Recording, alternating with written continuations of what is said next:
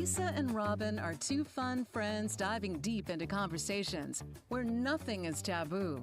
They believe in eating dessert before dinner and wearing the bikini. They're allergic to labels, authority, and cheap shoes. Currently, they're launching themselves through life being the good time, bold enough to take risks and inquisitively asking, what's next? They hail from New Hampshire, but they could be anywhere dressed in cute clothes. If they had to share a tombstone, it would read, "Curiosity killed these cats." Your hosts, Lisa and Robin on the mic. Welcome to another Thursday and another episode of Lisa and Robin on the mic. You are listening on WSMN 1590 AM, 95.3 FM. You can always watch, stream, and listen on WSMN.live, as well as YouTube. And we are always up on Spotify, Apple Podcasts, and everywhere you listen to your favorite podcasts. We have been gone for 2 weeks, and Robin is in Florida this week. So I am sans Robin, but I've been doing this show with her for 2 years, and I almost didn't feel comfortable doing the show without her. However, I brought myself an emotional support Robin. So if you could see, if you see our Instagram or Facebook, you can see that I stapled or paper clipped a picture of her in Florida from the last time we went when she helped me with the hurricane. And so I'm bringing an emotional support Robin with me. So you were with me in spirit, Robin, even though you were getting ready to go have a quick weekend in Florida. So I haven't been here for 2 weeks, and I thought, oh my goodness, it has felt like forever. When I don't have this Thursday in my schedule, it does kind of throw me all off. And I walked by Empire Cuts this morning here on Pearl Street, and Andre said, "Good morning, but I haven't seen you." So I told him I was traveling. And but it is good to be back in the studio. I'm happy to be here with you. I did want to tell you that my family and I went to St. Kitts and Nevis in the Caribbean. And I know I've talked about our trips to Aruba. I absolutely love Aruba. And now this is probably a follow-up to Aruba's probably still my favorite, but St. Kitts is coming in at a really, really close second. I would definitely visit St. Kitts and Nevis again. I'll tell you why. So one of the reasons why I loved Aruba is obviously a beautiful Caribbean island, but the people were wonderful. The food was great. And ever since COVID, traveling has not been quite the same. I remember, I'm spoiled. I remember pre-COVID days of traveling where you would have bellhops and people opening doors for you in lobbies and people checking to make sure you got your cab okay and doing all of that kind of what would be considered now like an ancillary customer service position or services. And when we went to St. Kitts, there was always someone greeting us when we came back through the lobby, even though it was an open air lobby and we didn't need our door open. They always made sure, they brought our bags to our room. They made sure that we were very well taken care of, and everybody on the island seemed genuinely happy that we were there as tourists. I think that's such a huge component to feeling comfortable in a new place, is that you know that you're wanted there. And there was a gentleman, so 17 of us went. It was a big family trip.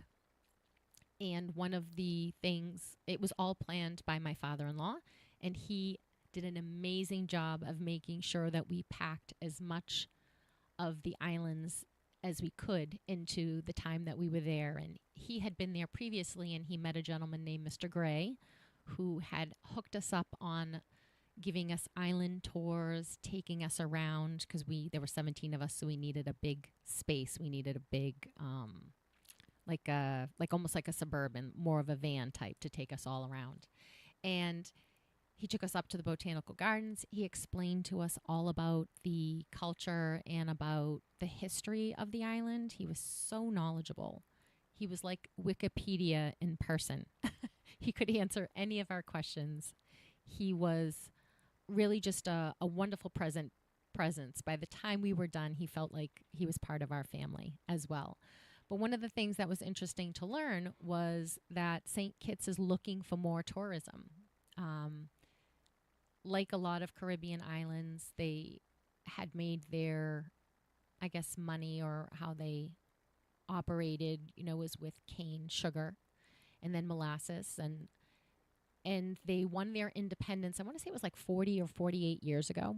So they were, Britain owned them, and then the French owned them, and then Britain owned them again, and then they won their own independence.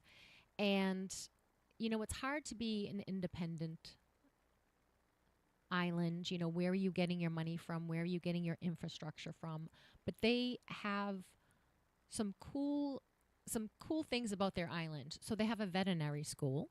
So if you want to go to a veterinary school and you also want to be in the Caribbean, you can think about going to the veterinary school in St. Kitts. They have a number of businesses, but they are incorporating citizenship for anyone who wants to invest at least $200,000 into the island.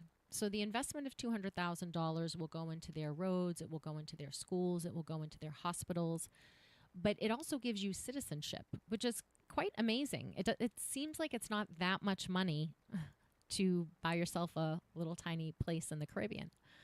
So we thought that was really cool.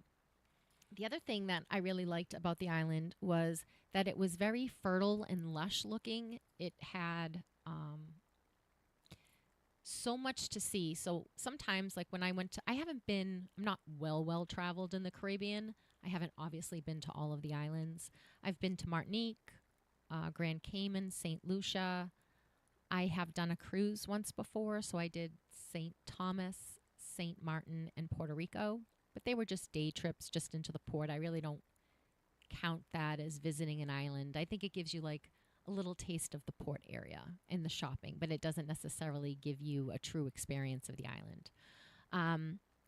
But in Aruba, I've been to Aruba a couple of times, and this was very mountainous. Everywhere you looked, the terrain was elevated, and it was green and lush and beautiful. So even if you'd be in a little cove or a little beach, you would see mountains off. So it was visually just stunning to look at, to be there.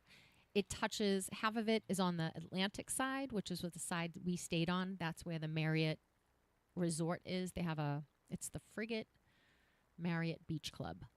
And then the other side of the island is the Caribbean. And true to form, for all of us who live in New England and are very familiar with the Atlantic, a lot of seaweed.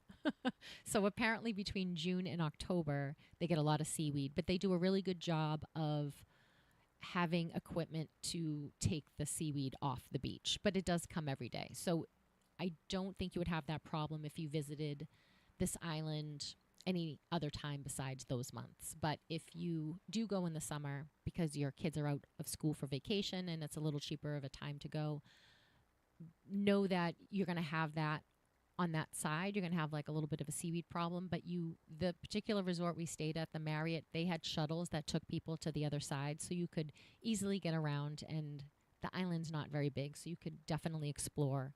Caribbean side's always really beautiful. I always love that blue water. The food was pretty good. So obviously a lot of fish, a lot of jerk spices, which I do like. I do like the jerk seasoning, the blackened seasoning that you can put on fish. I like Peruvian, I like Thai, I like Indian, I like all of those spices. So a lot of fish, a lot of salad, a lot of fruit. Food was not the best food I've ever eaten. I wouldn't say every single thing I ate was the best thing I've ever eaten, but the food, everything was delicious.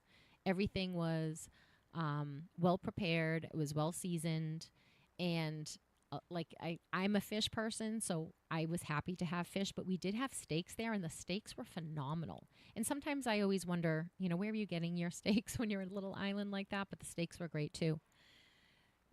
So the food, the people, the location, everything about it was great. I would highly recommend it as a trip. If you're thinking of going to somewhere in the Caribbean, maybe someplace new, I would highly recommend it. Then you have the sister island, which is Nevis. And we went over there. You don't have to stay on Nevis. So if you go from St. Kitts, you can take a 7-minute water ferry, like a water taxi, over and spend a day there. Or there are hotels there you could spend 3 or 4 days in St. Kitts, than spend 3 or 4 days in Nevis and have a perfectly amazing tropical vacation. I highly recommend it. It will be someplace that is on my bucket list to go a second time. I really enjoyed it there. And it was really interesting because when you, or at least when I look at the Caribbean map, you think of all the different places to go to. Some other places I want to try to go to are Turks and Caicos. I feel like that and Anguilla, or is it Antigua? I know there's two different ones, but I have a family member who really loved one or the other. I can't remember which. I'll have to find out from my Aunt Mary. But it's definitely a place I would hit a second time.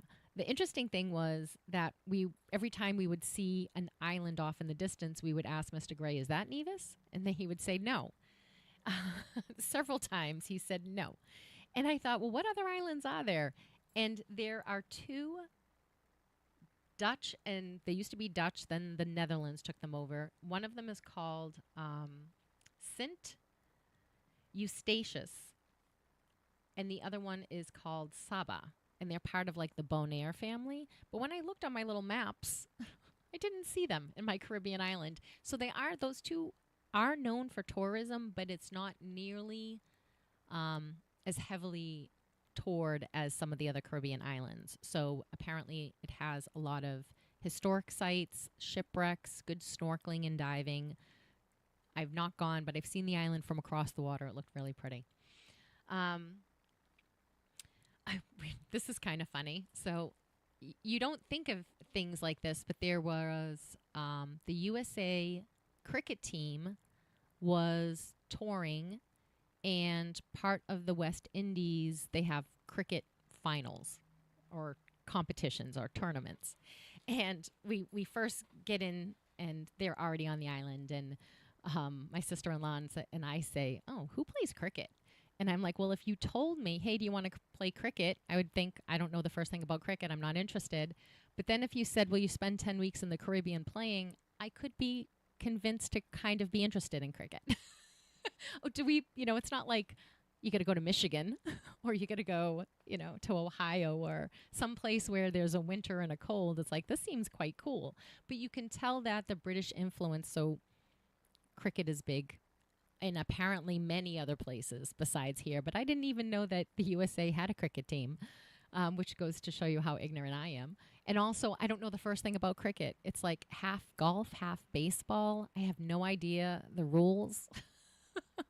I have no idea. Do we have an Olympic team? But it was good. The U.S. Women's team is playing there now.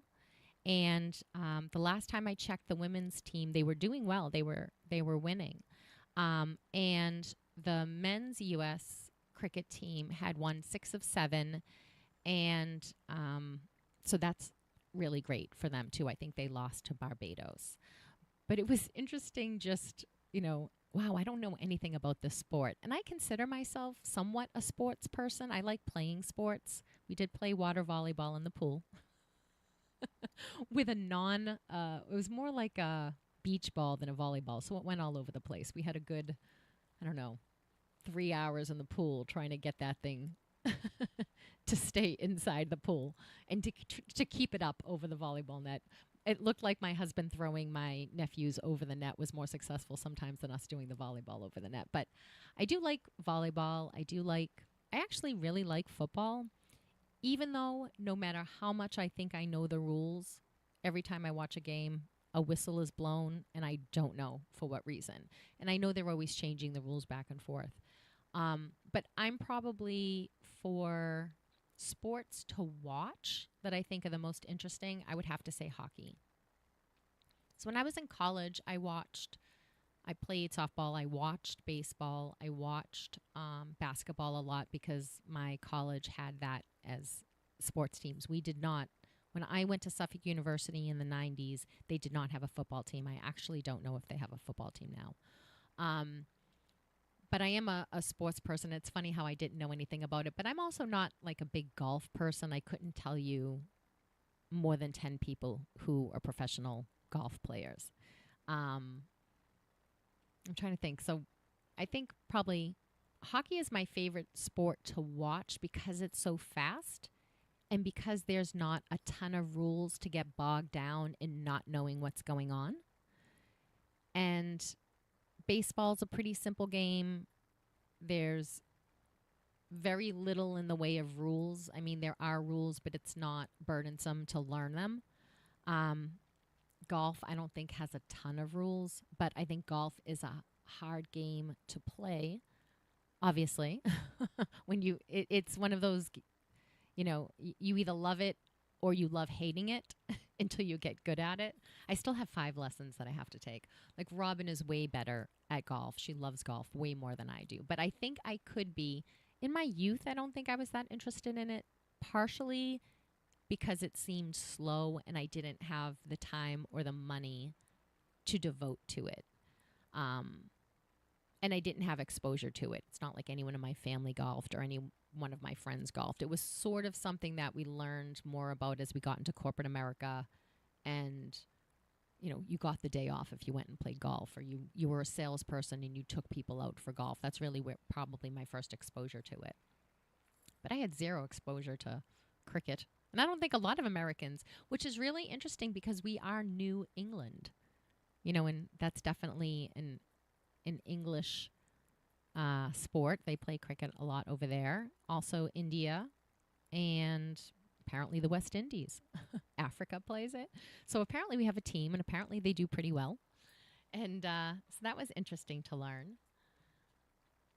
I did want to tell you that we had one of our guests that we've had on previously, the comedian Drew Dunn. He came on last November when he hosted a Comics Come Home at the Nashua Center of Arts. He was on Jimmy Fallon the other day. So we're so proud of him. We're so happy his career is going well. We hope he comes back to Nashua, New Hampshire in November to do another Comics Come Home style tour. So it was great to see him. I'm sure that must have been just the highlight for him. So congratulations to Drew on that. One of my favorite comedians, Nate Bargatze, came out with a new book. I saw it in the airport. I just didn't have time to pick it up, called Big Dumb Eyes. We saw Nate Bargatze. He's probably had 3 or 4 Netflix specials now, but we've been watching him forever. If you want an introduction to some of the best Nate Bargatze comedy, I recommend you look up Nate Bargatze and Snakes. It's probably one of the funniest skits that I've ever heard. I've been listening to that skit probably for 10 years, and I laugh every time that I watch it again. Next week, we have a great guest coming on. We have Jennifer Carey, and she wrote the book Illuminating the Stories That Bind Us. You Are a Light Worthy to Shine is the subtitle. She is a psychiatrist. She's a licensed LMHC. I forget which one, but we'll get that properly when she comes on. We'll get a proper title. But we met her at a TED Talk group that Robin and I were participating in, and she helped me with my vision board. I had never done a vision board, and this was the first year that I did it, and I realized that I had thought that I had done vision boards in the past, but really I had only done grief boards. And I think we've talked about that on the show. When someone passed away, I kind of gather all of my photos, and in part of the grieving process is to part of that remembrance. I try to remember them alive, and so I would make these big, huge boards where I'd collage photos, and in the process of doing that, I would kind of like relive some of those great memories on those photos, and then I would keep the photo up. And I realized, actually, that's not a vision board. So she helped me make my vision board, and I actually made 2 this year. I made one for my personal life and one for my business life. And this radio show is actually a big piece of that business life piece that I did. So she is coming on, and I've started reading the book. She sent me a copy because she's wonderful. And it says, Breaking Through the Stories Between You, Your Dreams, and a Fully Expressed Life of Joy and Bliss. So she's a therapist, and working with people, you obviously see the same things over and over again. So we all think we're so different and unique, which we are, and special, which we are, but we're humans. So we have a lot of the stuff that's the same. So it was interesting. I got through 7 of the stories that we fall into. Like a lot of us fall into these. And there is the I'm not enough story. There is, let's see what other ones we have. I'm bad and I deserve to be punished. That's one of them. The reason he doesn't love me anymore is because I'm not X enough. And I think when relationships end, the stories we associate with them break our hearts. So we try to learn from them and not make those same mistakes again. There's the imposter story that we all don't feel like we are good enough, especially in the things that we really hold dear to our heart. So the things that we consider the most important things about ourselves, you know, we feel like we're not good enough in them. The story 5 is if you're financially abundant, you must be taking advantage of someone. So it's better to be selfless, help others, and struggle financially, which we don't want to fall into that one. 6 is my chest is tightening. I must be having a heart attack. And what she said about this is one of the number one reasons that people seek out my support as a therapist is that they are uncomfortable with the sensations that come from anxiety and fear. And I think it's really important to master those. And then story 7 is I'm not enough nor worthy to live my dreams. Either the story that you are not enough or that you are too much. So it is a workbook style book. If you wanted to get the book before she comes on, it is, you can get it on Amazon or anywhere books are sold. It's called Illuminating the Stories That Bind Us, Breaking Through the Stories Between You, Your Dreams, and Your Fully Expressed Life of Joy and Bliss. And her name is Jennifer, and it's with 2 N's, H. Carey, Carey. So we're going to be having her come on next week, which is going to be exciting because you know how we love our authors. And then on the following week, we are going to have Jason from Solar by Jazzy. So one of the things that has been interesting is we've all heard about the big, beautiful bill, and there's a ton of stuff in there. And I don't even know if Congress read it, let alone everybody else. But the solar industry seemed to be very worried that if that bill passed, that their industry would take a huge hit. And in talking to Jason, who owns that business, it was really interesting.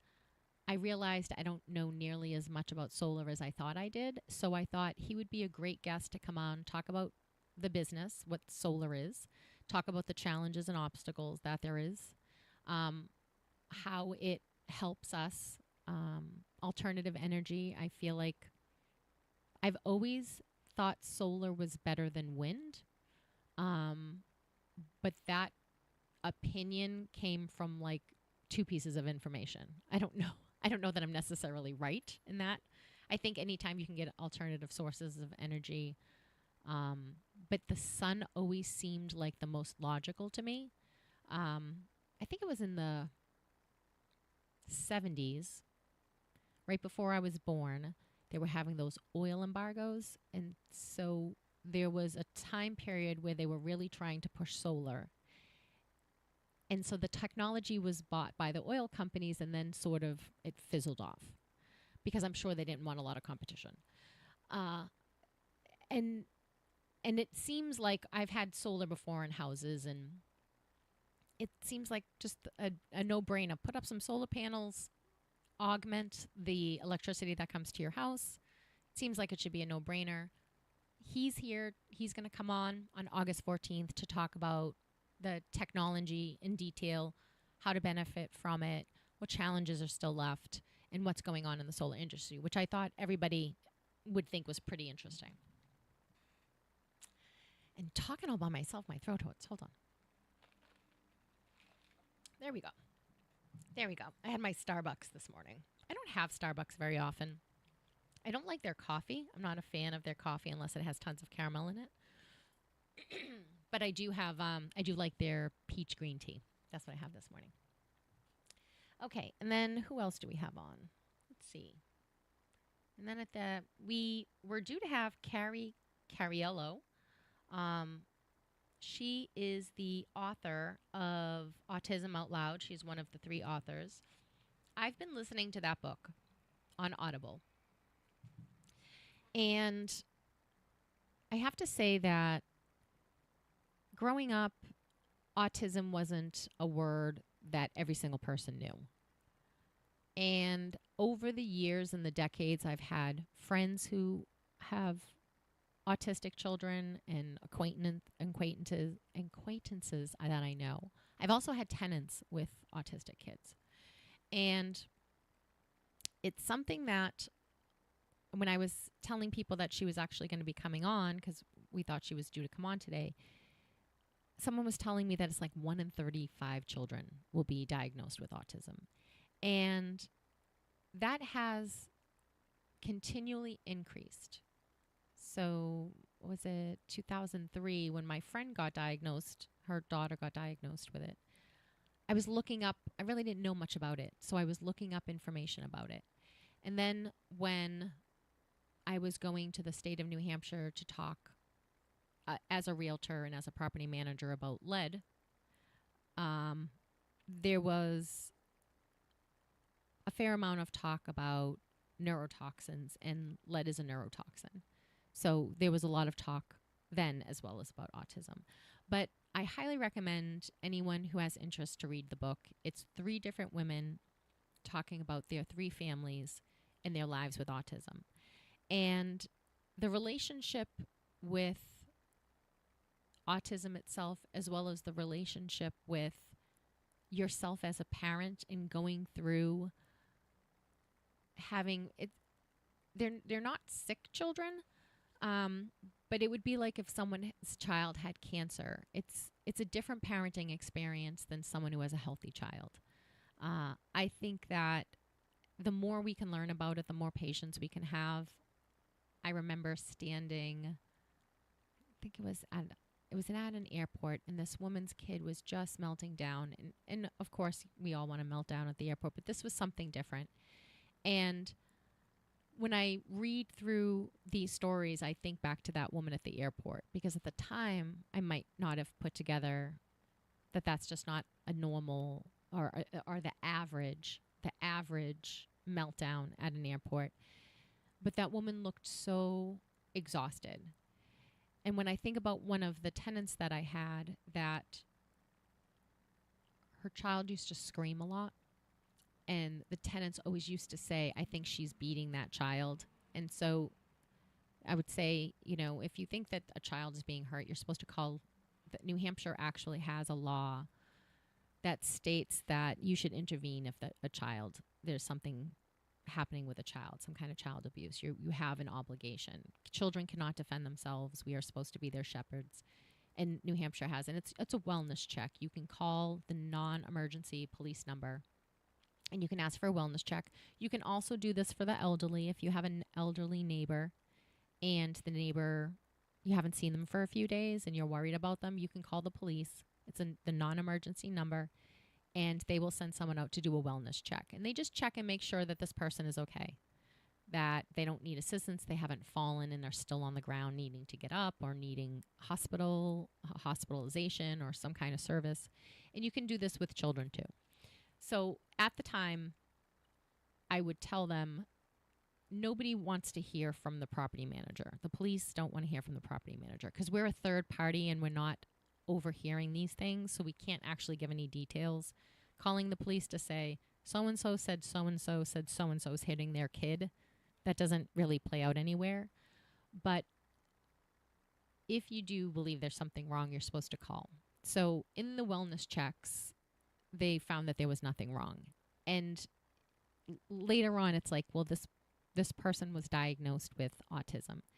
And so I feel so bad for that tenant who was constantly under almost like an interrogation of why she couldn't, A, keep her kid under control, or B, keep her kid quiet, or even worse, accusing her of abusing her kid when she had enough challenges on a daily basis. So I'm not sure if Carrie will actually come on, but I do think that sometimes, people agree to come on to our radio show and then they listen to like one episode and we're giggling and making jokes, some of them appropriate, some of them not. And then people might think, I don't know what I'm getting myself into. So I do understand if sometimes things just come up and commitments change. But I do hope she comes on. And whether she comes on or not, I think it's an excellent book to read. Some other really good books I've been reading since I have you on the book side. Keanu Reeves and another person wrote a science fiction book that I just started. I reread Gone Girl, which is one of my favorite Gillian Flynn books. Suleika Jacquard wrote a book called The Book of Alchemy. And that is a book about journaling. So I read her first memoir called Between Two Kingdoms, and it's about being diagnosed with a terminal illness very young and her life dealing with that and overcoming it. And she used journaling as a way to deal with the grief of being sick all the time, being young too. And so this book, The Book of Alchemy, is her follow-up book where she interviews other people and everyone collaborates on why they journal, and then they give you a journaling prompt. I really like that one. So that one's not that, you read it and put it down. It's one that just lives on a coffee table or lives on your bed stand table, and you kind of get it out and use it as a journaling prompt. Wild Dark Shore by Charlotte McConaughey, I believe. That's kind of about the end of the world. A little bit dark, but very good read. What other book did I like? Painkiller by Brant Myers. It is about a hockey player and his struggle with addiction. That was a really good one. And I think that's it for me for books. I do want to read Nate Bargatze's Big Dumb Eyes, but I think I'll finish Jennifer Carey's book. Jennifer's book, the author that's coming on next week, that is also a workbook style. So I'm a huge fan of the workbook style book. Probably because it reminds me of my school days, and I get to have my notebook and I get to have my book out, cup of tea, and you're both reading and writing. And I think it's so useful to take the junk that's in my head and kind of make sense of it on paper. And for a long time, I journaled without prompts. And I didn't journal every day, but I noticed that when I would journal, it's because I was feeling like something was wrong or there was a problem, and I was trying to work through it, and writing it down made it seem easier. When I go back and look at it, I think, oh, it's just seasonal affective disorder. You're starting to read, this is just a change in season, a change in the light. You're changing how you're feeling. You're getting dysregulated. Your circadian rhythm's getting dysregulated, and you're writing down stuff. So it's so much more interesting to actually have prompts to journal about something other than seasonal affective disorder in New England. So what else? So Robin is in Florida. She is going to Destin, Florida. She's probably on a plane right now as we speak. She's going to be there till Sunday. So I will let her tell you all about her experience when she gets back from Florida. It was sort of a little last-minute trip. For the summer, I think we have a John Wick movie coming out. I think that's going to... I don't know, how old is Keanu Reeves kicking and punching? He must be exhausted. I wonder how he goes home at the end of his taping of those movies. Can he I work out. So I didn't work out on vacation. I came back and worked 2 days. I can barely lift my legs up the stairs today. That's what happens when you're out of shape. And the thing about getting older is, it's like you don't work out for 2 weeks. It's like you've never worked out before. It's like I have no muscle memory anymore. Let's see. What other kind of things can we talk about? Let's see what else we have. So my in-laws went camping, and you know how I'm not a big camper because of all the mosquito bites. It's nothing I do but talk about the mosquito bites. But I did go to, was it Salisbury last night, and visited them. We took the motorcycle over, and the sky showed the most beautiful shooting star. And I was saying that, how beautiful when you start getting outside of light pollution, the night sky is. And my brother-in-law said, oh, but everyone lights up their camp, so it's different than it used to be. It used to be just coming out here and the sky is black and you can see so many stars. And I thought, how there always people will point and they'll say that's anything. Name any constellation in the sky. And when you see it on a piece of paper, they show like a guy on a horse shooting an arrow. And you're like, I could connect the dots to any of these things. So I'm so impressed with myself when I look up at the sky and that's the Big Dipper versus, I can just make anything the Big Dipper by just connecting really bright stars. So there is a meteor shower. So for all my fellow women insomniacs, I know there are some men insomniacs, but there's a lot of women my age who are insomniacs. So one of the benefits you have of being an insomniac for the next 17 days is if you go outside after midnight and you look up, you can see the Perseid meteor shower. That's what's going on in the night sky. They say you need a dark space, but I think on the 12th of August and the 13th, they're saying you could see between 10 and 100 meteors per hour. So I think even at that rate, New Hampshire, we're not as crowded as Massachusetts. If you're in Massachusetts, you probably have a lot more light pollution than we have, especially around Boston. But if you could get out on the water or get over to the coast or get up to the mountains and look up in the night sky over the next couple of weeks, you will see meteor showers after midnight. Last night, I think that shooting star, I think we've seen on St. Kitts, we saw a shooting star. I didn't see it, but John saw it. And again, last night, he saw it. So I don't know if we're seeing shooting stars or if we're seeing the meteor shower.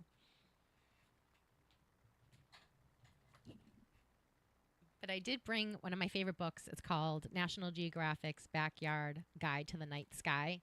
And this is the book where I joke, that they show a guy on a horse shooting an arrow.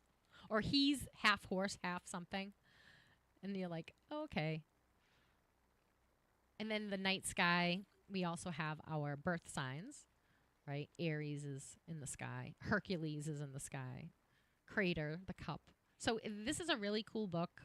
I've had this book for a while, and I often pull it out when I'm going through, say, for example, like last night, the moon seemed to start risen and then seemed to slowly descend, almost like the sun was setting. And it was very, very orange as it went over the horizon. It was really, really beautiful. But the moon is always look up. The sky is fascinating. And I think probably because I follow those astrophysics and I think there's one called Galaxy, those pages, I'm finding like it seems like every night there's something like these 3 planets are aligned. So you could see Mars and then another planet. I know Pluto's not a planet anymore, but I'm always excited when that one lines up too. So I think that the onslaught of information we can get more and more, because I think I'd have to wait for the news to tell me about some meteor shower, or I'd have to read it in the newspaper. And now every day something's coming. Look up in the sky. Something cool's going on. I know I follow the Mount Washington Observatory page. It's MWOBS, MWBS. And they have a resident cat up there, Nimbus. And they posted pictures of, I think it was Monday night, the northern lights. It was like the Aurora Borealis. Beautiful, beautiful red lights up there. So that was very cool too. And when I was on vacation, the Wi-Fi signal only worked in the lobby and our room. So I had no reason to be on the internet. It was a nice break. But I did find that when I could get on it, I was on it for a long time. It was almost like I made up for the fact that I wasn't on it 15 minutes at a time during the week, and I probably was on it for 2 hours on Saturday or something. But that's where I learned about the meteor showers and all kinds of other cool things that were happening in our world. Today we have, I don't know, gray skies. It's okay though. I'm trying not to get. I was just in the sun for 2 weeks straight, and now I'm depressed because there's one gray day. But you know how I get with my seasonal affective disorder. What other things? Oh, Hulk Hogan died. Osbourne died, and one other person died. So those are our 3 celebrities. They say death comes in 3, so those are the 3 that we have. When we traveled to St. Kitts, they didn't have a direct flight from Boston, so we stopped in Miami on the way there and on the way back. And when we stopped on the way there, we decided, my father-in-law found this gorgeous restaurant called Gianni's inside the Versace mansion on Miami's South Beach. And they have turned his home, Versace's home, into a museum, restaurant, hotel. And it is stunningly gorgeous. So Versace is obviously a designer. He obviously has great taste, and he also had a ton of money to just make everything was mosaic tiles. Everything was stone and beautiful and dramatic and opulent. The food there was amazing, actually. The food was really, really good. And it was just beautiful. Everything about it. The scenery, everywhere you looked was just a photo opportunity. And there was a lot of people taking a lot of pictures. We took a ton of pictures there. I probably have 100 pictures from that restaurant because everywhere you looked, there was something to take a picture of. So they have an indoor restaurant and an outdoor restaurant, and they cover the outside. So he's behind a wall. He has his mansion, and then he has the side which he has a pool that is completely covered with like a backdrop where there's the waterfall into the pool, and that's all mosaic tile. And beautiful pool. Beautiful, beautiful pool. And then that's the seating. They put all of the seating for the restaurant out there, and then they have an awning so that during the day you're not just beaten down by the sun, and then as the sun sets, they open up the awning, and then you have an open air outside restaurant. So it's called Gianni's. It's on South Beach. Highly recommend if you're ever in Miami to go there. The last time we were in Miami, we went to this place called the Breakwater. They have an awesome, awesome Cuban restaurant in there, and they have a live show. And it's beautiful women, they sing beautiful voices, but they have those big, huge costumes, you know, the feathers out of the hair, the beautiful sequins dresses and feathers, and it's a live show, a live performance with live music. That's at the Breakwater. They did not have that the night we were there. I guess it was only on Friday and Saturday. In February, I think we were there on a Thursday. But South Beach is super fun. It's great people watching. Really, really great people watching.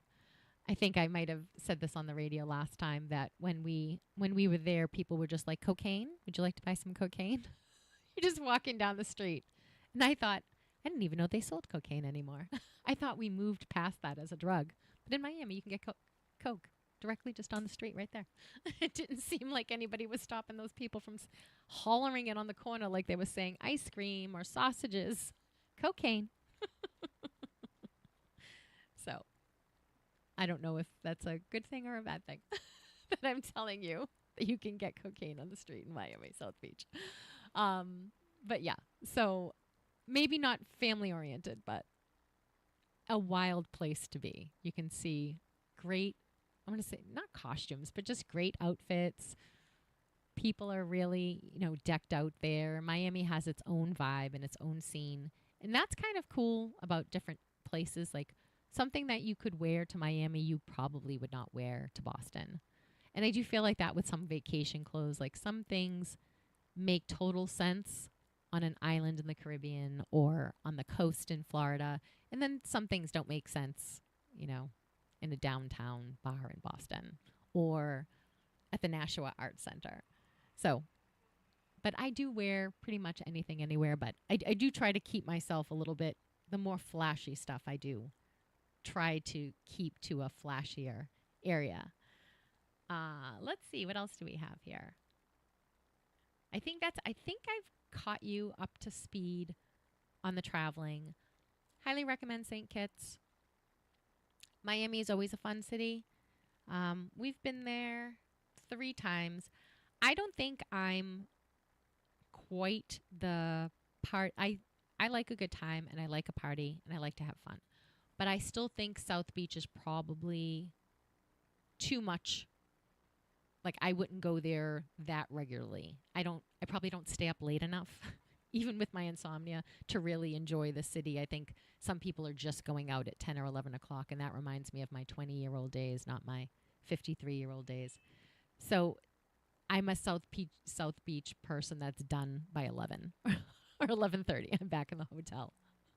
St. Kitts we did probably, because we were with family, we did try to spend time in each other's hotel room just to have that quality time together and to spend as much time together as possible, where we didn't have to drive, where we didn't have to go home. We would just walk from one room to the other. One of the cool things about the Marriott that we stayed in is they have a timeshare portion, and you can still, if you don't have timeshare, you can still rent out the timeshare piece of it. And I think someone was telling me, I think Aunt Marie was telling me that a 3-bedroom for the week we went in July was $2,500 for the week. So if you have 3 couples and you wanted to go somewhere, that is a super cheap room.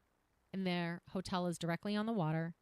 I don't know what that same hotel room or that same room, 3-bedroom, would be in December, for example, or February, but very, very affordable in July, definitely. So if you are trying to go on vacation when your kids are out of school and you want somewhere to go, it seemed like that's cheaper than Florida. You can't get a 3-bedroom for $2,500 in a lot of places in Florida. I think when we went to, I think the JW Marriott in Florida is like $1,000 a night or something. Or at least it was back in the COVID. It's hard to tell. Pricing got really weird in COVID.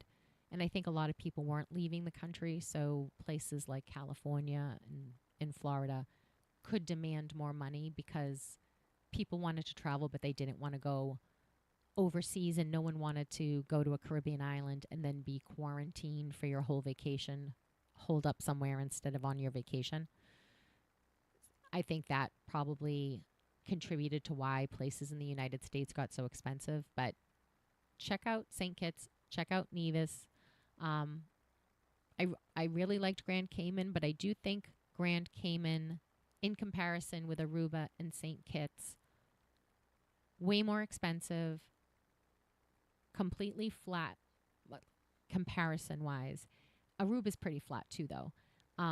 St. Kitts had that undulating land that was really pretty. But Grand Cayman definitely had that island vibe where everything was really slow-paced and really, you had to bring your patience with you on the plane because, first of all, in the United States, everybody doesn't have patience. We all can't wait for the Wi-Fi to work. We can't stand traffic, right? So we're as impatient as we can possibly be. And then you add in going someplace that they do not have the urgency that we have about anything. Breakfast is going to take 2.5 hours in the Caymans, Grand Cayman, where, I want to be in and out of breakfast in under an hour. When I'm on my vacation, as much as I want to eat in wonderful hotels and wonderful restaurants, I don't want to sit down for 3 hours to have a meal.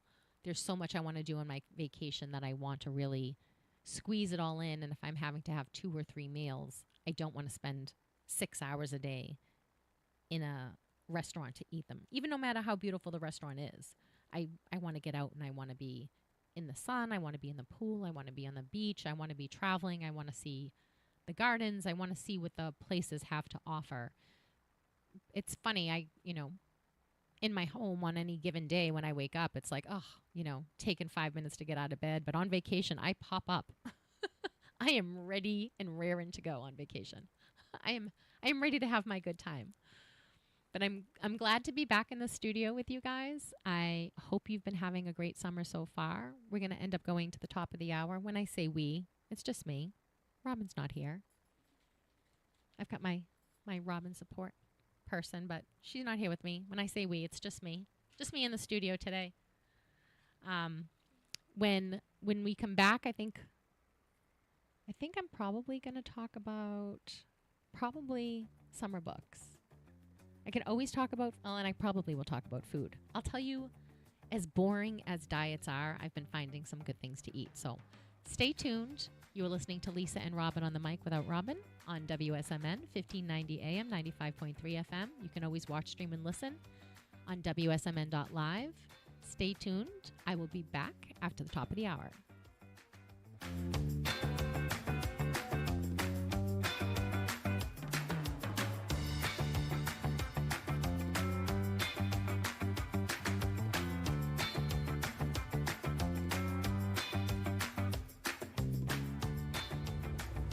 WSMN 1590, WSMN 95.3 FM Nashua. Listen, watch, and stream at WSMN.live.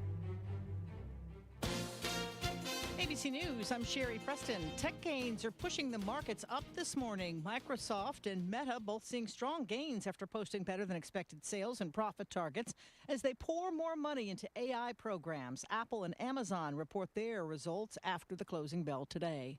President Trump writing on Truth Social that Canada's announcement that it will recognize a Palestinian state will make it very hard, Trump writes, for the U.S. to reach a trade deal with the country.